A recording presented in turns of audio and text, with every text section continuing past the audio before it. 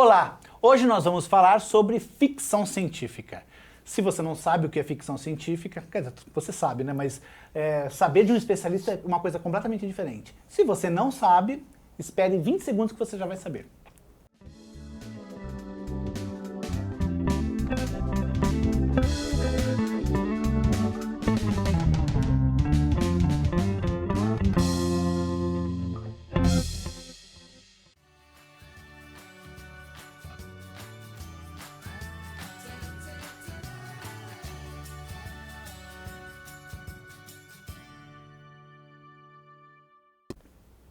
Olá, seja bem-vindo ao Em Contexto, um programa que traz semanalmente entrevistas de cultura e entretenimento sobre literatura, quadrinhos, cinema, TV e cultura pop.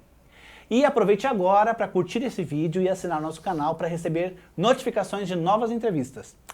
Tô contando com você, ok?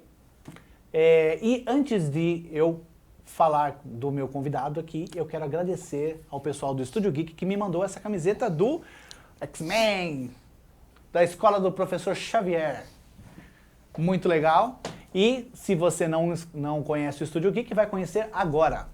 O Estúdio Geek é um conceito de qualidade em produtos nerds. Todos os itens vendidos em suas lojas físicas e em sua loja virtual são criados em parceria com grandes marcas e estúdios internacionais. O resultado são produtos de alto padrão licenciados oficialmente. Acesse estudiogeek.com.br e conheça esse conceito. O meu convidado é o Roberto de Souza Causo. Tudo bem, Causo? Tudo, e com você? Tá tudo bem. Estou feliz de ter você aqui, né? Porque você é um grande amigo e é bom a gente bater um papo sobre literatura, né? Obrigado por me convidar. Escuta, Causo, você é muito ligado à ficção científica no Brasil. Se alguém for falar sobre contos e romances e qualquer estudo de ficção científica, o pessoal se lembra de você, né? Como é que começou isso com você? Foi uma paixão juvenil, digamos assim, né? Quando criança, lendo quadrinhos, vendo os filmes na televisão e lendo livros da série Perry Rhodan, né? Que foi o que galvanizou meu interesse pela ficção científica. É uma série alemã que foi publicada aqui no Brasil na década de 70 pela Ed Ouro. Você escreveu um conto, né? Um conto sobre esse personagem, não foi? Alguma coisa assim? Não, eu escrevi algumas histórias homenageando autores dessa série, né? Não, eu vi na sua biografia, acho que você publicou tanta coisa que você não sabe. Eu vi na sua biografia que tinha lá uma publicação, fizeram algum especial lá, acho que edição número 40 e pouco, sei lá, que tinha um conto seu, mas tudo bem, se você não lembra... É que a série é publicada agora por uma editora aqui do Belo Horizonte, chamada SSPG, e eles passaram a publicar durante um tempo contos de autores nacionais e eu apareci lá, né? Talvez seja isso. Então acho que é isso aí. Não quer dizer que eu escrevi dentro do universo da série. Né? Entendi. Tá certo. Bom, só pra gente pincelar o que você já fez aqui, eu peguei 4 livros dos mais importantes, na verdade três dos mais importantes, hoje tá difícil hoje pra falar, 3 dos mais importantes e o último que você lançou. Solta o videozinho aí com os livros do Causo, por favor. Então, livros de Roberto de Souza Causo. O primeiro é A Corrida do Rinoceronte. Foi o primeiro que você lançou, não foi? É o meu primeiro romance publicado, né? Ele é uma mistura de fantasia contemporânea com ficção científica. Foi lançado quando? 2008, eu acho. 2008, foi pela Devir, né? Foi, exatamente. A ilustração de capa é minha também. Não sabia que você desenhava. E esse Anjo de Dor? Anjo de Dor é um romance de horror, né? Dentro daquilo que é chamado de Dark Fantasy, que é você tem a narrativa com tratamento de realismo, só que existe um elemento sobrenatural que vai transformando a história, né? Legal. Glória Sombria? É uma space opera militar, né? Faz parte de uma série. Essa série é desenvolvida com histórias e antologias, mas também em romances. O segundo romance talvez saia este ano. Glória Sombria 2? Não, vai se chamar Mestre das Marés. Entendi. E esse foi o último, Shiroma, Matadora Ciborgue. É parte de uma série também. Por enquanto, essa série ela só foi desenvolvida com histórias, né? Contos e noveletas, publicadas em antologias e numa revista aqui que foi produzida pelo Nelson de Oliveira, Projeto Portal. Nelson de Oliveira? Exato, Luiz Braz? É ele mesmo. Eu me confundo, que às vezes ele aparece como Luiz Braz e outro como Nelson de Oliveira. Ele editou as revistas como Nelson de Oliveira e ele publicou na revista como Luiz Braz. É legal isso. Bom, como eu falei no início, eu falei, se você não sabe o que é ficção científica. Mas as pessoas sabem o que é ficção científica? Eu te pergunto, o que caracteriza uma obra como de ficção científica? Normalmente as pessoas entendem que pertence ao gênero ficção científica quando elas enxergam elementos que elas sabem que pertencem ao gênero, né?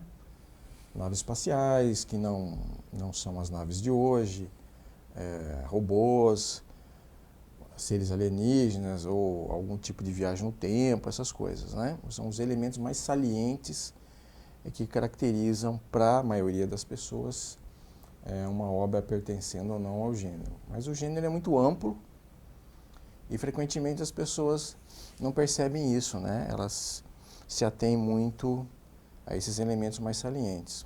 Eu costumo dar como exemplo um filme do John Travolta chamado Fenômeno. Sim, que ele do nada ele começa a falar outras línguas.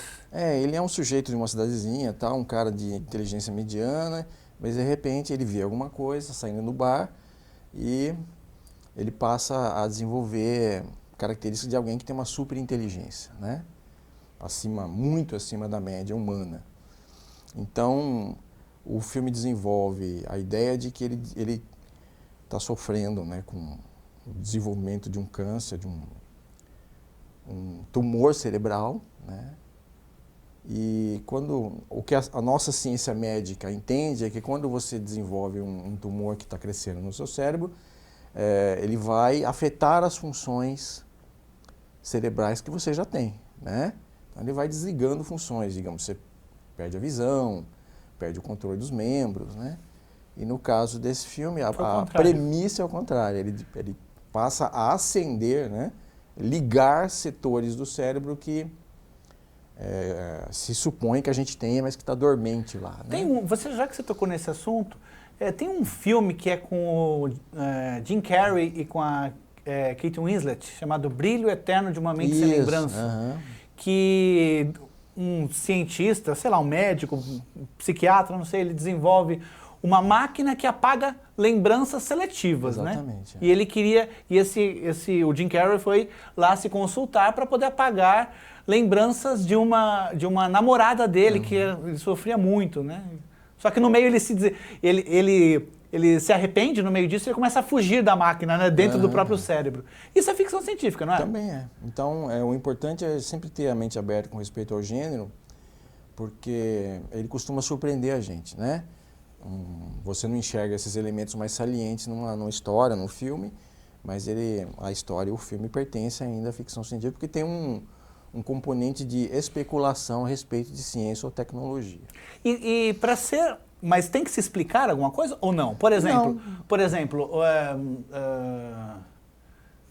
vamos pegar, por exemplo, o Parque dos Dinossauros. Ele é ficção científica também, se você for pensar. Porque certeza. tem elementos ali, claro que se você tem uma explicação para os dinossauros voltarem, aquela coisa do sangue, do DNA do dinossauro está no sangue, chupado pelos insetos, por um inseto, para o mosquito, e o mosquito está numa gota de âmbar, e se preservou milhares de anos, e de lá pegou-se o DNA e criou-se. Tem toda uma explicação para isso. Exatamente. Mas se você for parar para pensar, ninguém vai falar assim, fala um filme de ficção científica, difícil alguém vai chegar assim, de bate-pronto e falar, Parque dos Dinossauros. Tem elementos maiores dentro dele, né? Talvez, se você for numa videolocadora, né, você vai encontrar lá classificado como uma aventura ou ação. Isso, né? Mas é ficção científica, é claro. Entendi. Você falou que o Glória Sombria é uma space opera. O que é uma space opera? Space opera é uma narrativa de aventura espacial que pertence a uma certa tradição que é muito antiga, na verdade, né? Se você pensar em space opera, você vai pensar em Star Wars, ou Star Trek, ou Galáctica, essas coisas que as pessoas estão acostumadas a ver, né? Aventura espacial, tem sempre um aspecto que remete ao paranormal, né, aos poderes mentais e tal, que é uma herança muito antiga também desse subgênero da ficção científica. Né? Entendi.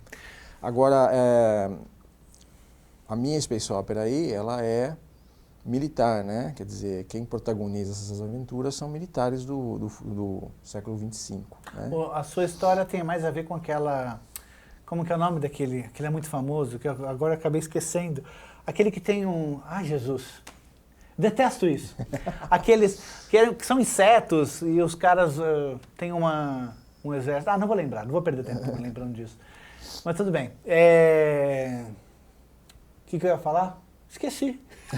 Que coisa. Vamos fazer assim, deixa eu completar então só. Completa, melhor. Vai, pronto. O livro da Shiroma, que ela é uma ciborgue, né? Ela tem componentes biocibernéticos, né? Ele é uma série que cruza com essa série do Glória Sombria. Ah, né? então tem o mesmo universo? Exatamente. Ah, legal isso. Ô, Causo, você explica muito no Glória Sombria, detalhes, patentes e muitas coisas. Primeiro, isso tem muito a ver também com Star Wars, Star Trek, eles explicam muito esse tipo de coisa, mas eles são séries consagradas mundialmente, então as pessoas acabam aceitando com mais facilidade porque elas querem conversar com outras pessoas, esse tipo de coisa. Você acha que no seu caso, que você tem uma relevância e importância no Brasil, mas bem menor que Star Wars, né? Você acha que angariar novos leitores é mais difícil para você? Por conta disso? É mais difícil por conta de alguns fatos com os quais o escritor de ficção científica brasileiro tem que lidar, né? O primeiro é que as pessoas identificam esse gênero com países desenvolvidos, né? Com os estrangeiros, com americano, inglês, né? No máximo, assim, francês, né? Nem tanto cinema, né? Mas quando a gente está falando de literatura, são autores estrangeiros que são percebidos como cientistas, né? Isaac Asimov, o Arthur Clarke, né? Mas não é bem assim. Muitos escritores de ficção científica são simplesmente, como no meu caso, fãs, né? Que cresceram lendo esse gênero e que adquiriram o gosto pela escrita da coisa, né? Eu lembrei qual era a pergunta que eu ia fazer aquela hora, mas eu vou fazer depois de um recado pro pessoal de casa. Se você escreve contos, crônicas ou poemas, você precisa participar das coletâneas literárias da Andrus Editora. Acesse www.andrus.com.br e envie seus textos. A Viena trabalha há mais de 15 anos, produzindo anualmente mais de 1 milhão de livros. Como editora, possui selo próprio no segmento de materiais didáticos para escolas de idiomas e profissionalizantes. Como gráfica, disponibiliza para o mercado os mais modernos recursos para a produção de livros em médias e baixas tiragens. Acesse portfolioviena.com.br e conheça essa solução gráfica. Pergunta é a seguinte: a ficção científica é muito ampla. E tem subgêneros. Isso. Um dos subgêneros você considera a distopia ou não? Sim. Sim, a distopia. A distopia, as pessoas têm aquela coisa de sempre pensar na parte negativa da coisa, de sobrevivência, não sei o quê, e por aí vai. Poucos pensam na parte da sociedade em si, né? Como é que você vê essa coisa da distopia e sociedade, coisa de você trazer para os dias de hoje, essa distopia? Porque distopia é você olhar um futuro de uma forma derrotista, negativa. Mas tem graus para isso. Pode ser simplesmente completamente mudado ou pode ser uma coisa mais simples ali. Como é que você vê essa mexida com a sociedade? Bom, a distopia é um gênero também antigo, né? Um subgênero dentro da ficção científica relativamente antigo. Começa lá na década de 20, né, do século passado. E no começo era uma denúncia dos estados totalitários que estavam surgindo, né? Especialmente na União Soviética, né? Um dos primeiros livros se chama Nós, de um russo que era dissidente, né, do regime, o Yevgeny Zamyatin, já foi publicado aqui várias vezes, e ele influenciou aquelas outras distopias mais famosas, né? Revolução dos Bichos. O 1984 e o Admirável Mundo Novo, né? Então havia ali um componente de denúncia da possibilidade, né, ou da existência do Estado totalitário, é aquele que ele arregimenta todos os setores da sociedade, né, para trabalhar por ele, para mantê-lo, e regula a atividade social até a sexualidade das pessoas, né? Então tem um componente sociológico, político, né, importante, porque você falou do futuro, mas nós temos sociedades totalitárias hoje, né, Coreia do Norte, outros países que... É a distopia que chegou. Exato, é a ficção científica que se realizou, né? Se realizou, né? Infelizmente é para o lado negativo mesmo. Essas mais modernas, elas falam de certos pesadelos, né, certos temores das sociedades ocidentais modernas, né? A crise ambiental, ou então que sociedades democráticas se tornem muito reacionárias, né, numa área ou outra, né? Que haja uma divisão de classe muito extrema e que as pessoas percam a sua identidade de comunidade em favor da cultura do espetáculo e assim por diante, né, que a gente vê no Jogos Vorazes. Jogos né? Vorazes. Tinha um Sobrevivente também, né? Sobrevivente, acho que era uma história do Stephen King, não é? Stephen King, escrevendo como o Richard Bachman, né? Ele cultivou esse pseudônimo durante um tempo, né? Então, também são denúncias válidas, né? Mas talvez o aspecto sociológico seja um pouco menor, porque o elemento aí de alegoria é mais forte, Entendi. né? Então, no caso, as distopias, elas falam dessa coisa da sociedade e tal, e a ficção científica nua, crua, aquela coisa que o pessoal acha que de naves, de alienígenas e tal, é sempre de tecnologia. Ninguém pensa nas sociedades e naquilo que os encontros das raças e tal podem fazer. Mas, por exemplo, Star Trek tem aquela coisa de sociedade também, né? De você encontrar outros mundos e quando você chegar lá vai fazer o quê? Né? Vai fazer o quê? Tem também, acho que é Babylon 5, que ficam presos numa... Como é É uma estação espacial que tem lá o serviço de embaixadas, né? Onde civilizações alienígenas que estiverem em conflito podem resolver mais ou menos, né, esses conflitos. É fantástico esse tipo de coisa. E as pessoas sempre se pegam em tecnologia. É sempre ficção científica, na maioria das vezes tem alguma coisa de tecnologia. E sociedade sempre em segundo plano. Por que isso? Por que a tecnologia oferece tanta, como que chama isso? Fascínio nas pessoas, exerce esse fascínio. Nós estamos nessa transição de uma sociedade de economia de produção, né, de escala e tal, para uma sociedade baseada na tecnologia, né? Redes sociais, as coisas todas. Então, talvez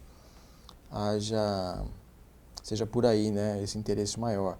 Mas também a ficção científica tem essa habilidade, e é muito antiga também, de glamourizar a ciência e a tecnologia, né? Transformar aquilo no maravilhoso, no espetacular, né?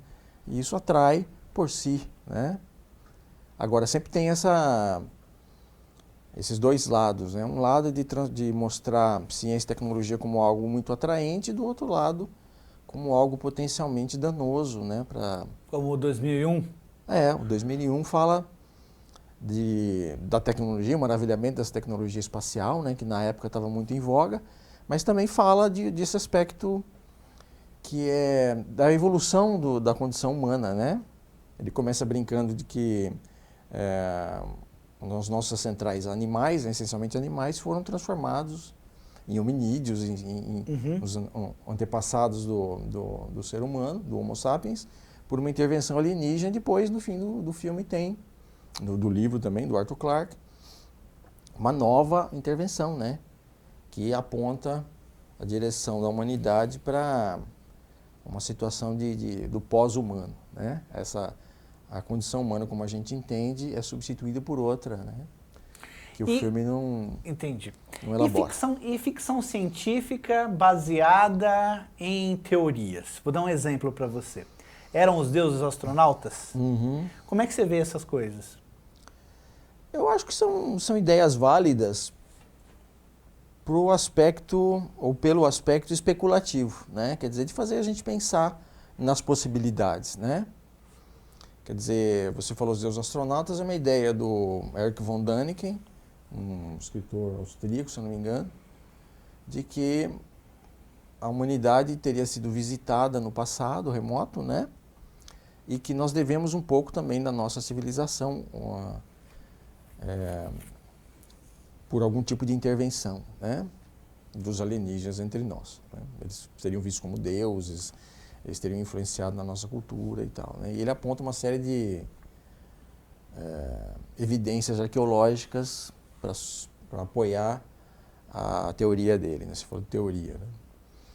Então, isso também é anterior à ideia do Däniken, né? O que ele foi dar uma roupagem, ele pegou uma ciência, a arqueologia, e também, talvez, sociologia, né? Os estudos de diversas culturas, para apoiar essa ideia, né? Mas ela já havia sido levantada por esoterismo, né? Não, eu vi muito no History Channel que tinha um negocinho assim, ele parecia uma libélula, não sei o que era, assim, tem milhares e milhares de anos aí. E eles pegaram aquilo e fizeram, escanearam e fizeram de uma forma aerodinâmica e colocaram, ó, isso aqui parece um avião, vamos ver se voa com essa aerodinâmica. E fizeram aquele negócio com material, claro, mais leve e tal, mas voou com toda aquela aerodinâmica, algo que foi esculpido há 3 mil, 4 mil, 5 mil anos, né? Então, eles corroboram com esse tipo de coisa, né? O que eu quis dizer é que existe uma tradição de esoterismo que vem lá da teosofia, se eu não me engano, que propõe isso, né? Que a humanidade é só uma de várias civilizações que já existiram e tal. E agora, ele se apoia no fato de que nós não conhecemos muito do passado, né? E que o passado é nebuloso também porque essas pesquisas, elas dependem muito de um fator especulativo, né? A gente diz que a ficção científica faz parte de uma... Especulativo no bom português, o achismo. Por exemplo, você falou do Jurassic Park, né? O Parque dos Dinossauros. Quer dizer, onde é que está a ciência na paleontologia? Está lá em você escavar com método, né? Montar o esqueleto do dinossauro e tal. Agora, qual é a aparência externa, o comportamento, etc., tudo isso é especulativo. Entendi. A gente vai continuar conversando, mas eu queria que o pessoal de casa visse os livros que a gente recebeu pelo correio.